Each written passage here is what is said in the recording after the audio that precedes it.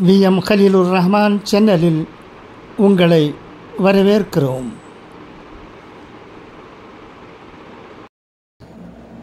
அஸ்ஸலாமு அலைக்கும்.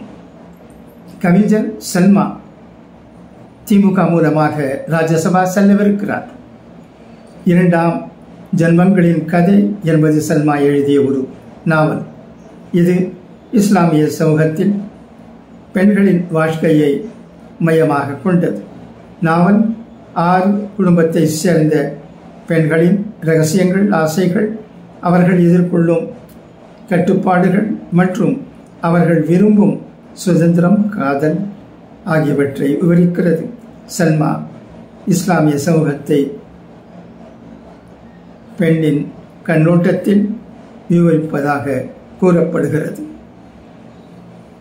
2ஆம் ஜன்மங்களின் கதை நாவல் சல்மாவின் நாவல்களில் ஒன்றாகும்.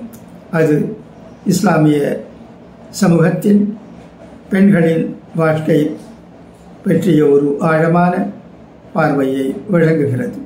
நாவலில் பெண்கள் தங்கள் வாழ்க்கையில் எதிர்கொள்ளும் சவால்களை பற்றியும் அவர்கள் சுதந்திரம், காதல் ஆகியவற்றை எவ்வாறு தேடுகிறார்கள் என்பது பற்றியும் விவரிக்கப்பட்டிருக்கிறது.